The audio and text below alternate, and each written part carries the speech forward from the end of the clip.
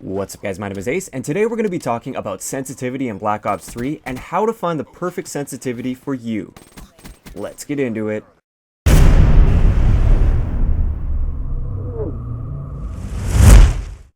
Alright guys, so one of the top questions that I get asked as a YouTuber that plays Call of Duty a lot is what sensitivity should I use, or what is the best sensitivity, or just what sensitivity do you use?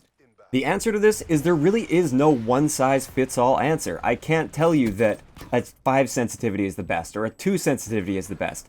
Everybody handles a controller differently and everybody has a different playstyle. Now, having said this, I do feel there is a certain range of sensitivities that I feel works best overall for the average person. And I feel if you go outside this range on either end, you're a little bit too far on the extreme, but that's just my personal opinion. For some people it works. But for the average person, the best sensitivity for them will fall somewhere within this range. And we're going to be talking about kind of the pros and cons of having a lower versus a higher sensitivity and what I feel is that best range to keep your sensitivity within. One thing I also want to mention up front here is Black Ops 3 handles and plays differently than previous Call of Duty games. So the sensitivity that worked in Advanced Warfare for you probably isn't going to be the same sensitivity that's going to work well for you in Black Ops 3. Partially because the maximum in Advanced Warfare was 20, whereas the maximum in Black Ops 3 is 14. Whereas if you compare the 20 in Advanced Warfare versus the 14 in Black Ops 3, they're very comparable. So all of the numbers do change there. But even if we're comparing apples to apples, like if you're just looking at turning speed and you're not looking at the numbers, you may want to be able to turn faster in Black Ops 3 or turn slower in Black Ops 3 compared to some previous Call of Duty games. So let's get into the first area I want to talk about, and that is something that is completely new with Black Ops 3, and that is you now have independent horizontal and vertical sensitivity ranges. So you can change how fast you look up and down compared to how fast you look left and right, which I think is really neat. It's a cool implementation. For me personally, I've tried playing around with different horizontal and vertical sensitivity ranges, but for me personally, I have found I still like keeping the same horizontal and vertical sensitivity ranges. Now, this doesn't necessarily mean that's what's going to be best for you. For a lot of people have really been enjoying keeping a slightly higher horizontal sensitivity range compared to their vertical sensitivity range, simply because most of your gunfights are happening on a horizontal plane. So you're not going to be looking way up in the sky all the time or way down below you. Pretty much everything is going to be happening at relatively eye level, and then sometimes you'll be looking up to a second story, or if you're in a second story, you'll be looking down on people that are on the ground. But for the most part, your movement is going to be left and right, and not so much vertically. So I can definitely see an argument for having a slightly higher horizontal sensitivity than your vertical sensitivity, and I recommend for everybody to give this a little bit of a try. Now, I wouldn't have too much of a difference between them, so I wouldn't have like a 10 horizontal and a 2 vertical sensitivity, for instance. Personally, that's just too much of a difference. For a long time, I was running a 6 horizontal and a 5 vertical, and that felt pretty good. But then I noticed I was doing a lot of jump shotting and wall running, and I was trying to get up above my enemies to gain advantage against them, even if there wasn't a second story. I was using the wall running to my advantage. I'm using jump shots to my advantage. And because of this, I would rather have it even for both of them. So like I said, find what works for you. Play around with this a little bit. Try having a slightly higher horizontal than vertical sensitivity. See if that helps you. See if you like the feel of that. One thing that I wouldn't necessarily recommend is having a higher vertical than horizontal sensitivity. I can't really see a compelling argument for setting your sensitivity up this way. So now that we've covered that area that's unique to Black Ops 3, I want to cover what I feel is going to be the best sensitivity range for the average player. Keep in mind that if you do play outside of the sensitivity range and it's working for you and you are really honest with yourself and you can see that you're actually hitting shots on a very consistent basis and you aren't having accuracy issues, then that's great for you and there's nothing wrong with that. This is simply more of like a guideline for the average player. So this sensitivity range that I recommend is somewhere between a 3 and a 9 sensitivity. I find anything lower than that and you are simply too slow to turn around. If anything happens behind you or even just to your left or to your right, it's going to take you far too long to turn and react to that situation, and you'll most likely be dead there. On the other end of that, when you go too high with your sensitivity, you are going to be sacrificing your ability to stay on target, especially at long ranges. So yes, you can spin around super quickly and react to people that are directly behind you, but how often does that happen compared to getting into gunfights at a medium to long distance? I personally find it's not worth sacrificing your accuracy at those medium to long distances in order to spin around and shoot somebody that's directly behind you. Especially in this game, because it's not like Advanced Warfare where enemies are like constantly in a 360-degree radius to you.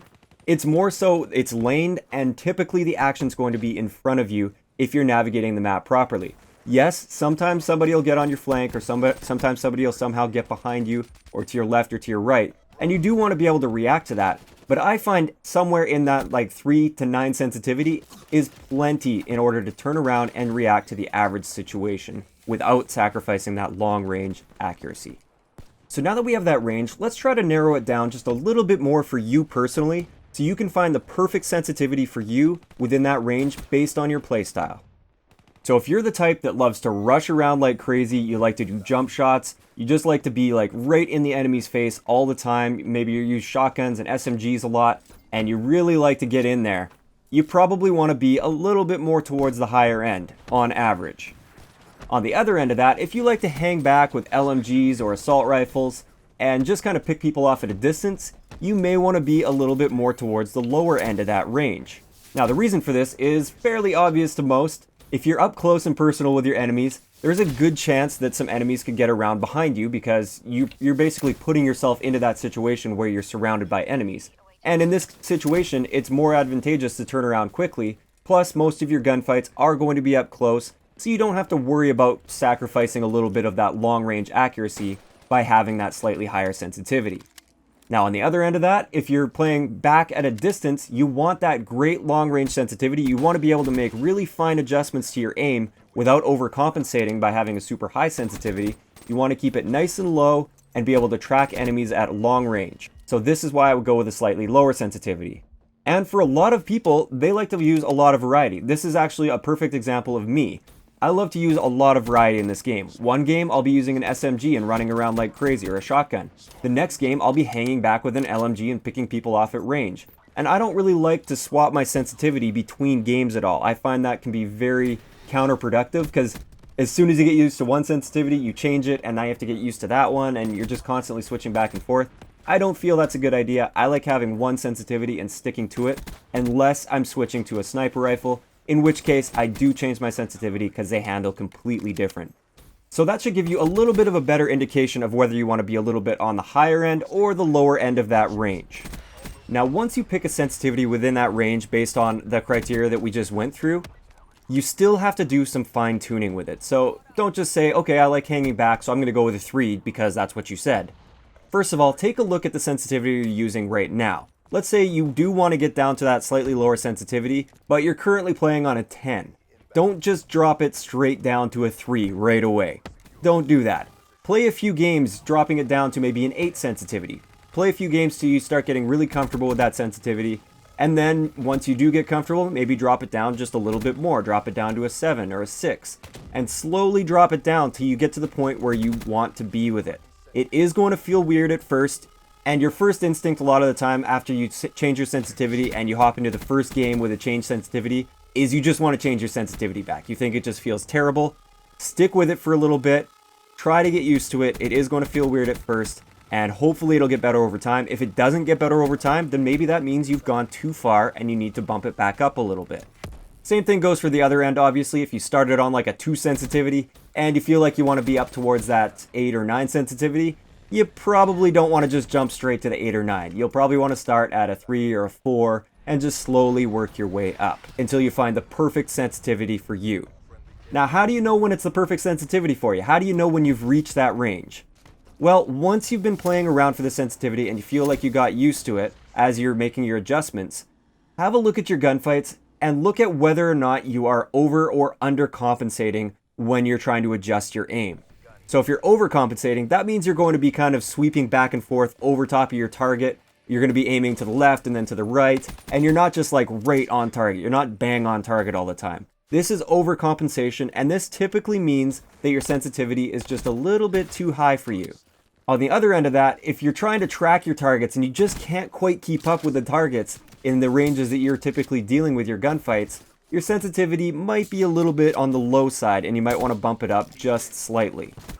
Once you find that point where it's just that sweet spot and you feel comfortable with everything, you're not overcompensating or undercompensating very often. It is going to happen every once in a while for everyone because it always depends on the range of your gunfight. But once you find that you're very rarely over or undercompensating, that's when you found the perfect sensitivity for you. One last thing I really wanted to talk about when it comes to sensitivity in Black Ops 3 is comparing it to other Call of Duties. And like I said, the numbers themselves do change, so like 14 versus 20 in Advanced Warfare is pretty much the exact same thing. So I'm just talking about your actual turning speed, not the numbers themselves. In Advanced Warfare, I found that I liked having a very low sensitivity. And the reason for this is I found I was overcompensating when people were jumping through the air, especially at a bit of a distance. I was overcompensating all the time trying to track my target, so that's why I kept things nice and low. Also, in that game, there was very little recoil and very easily predictable and controllable recoil. So therefore, you didn't need that high sensitivity to try and counteract that recoil as your gun was kicking all over the place.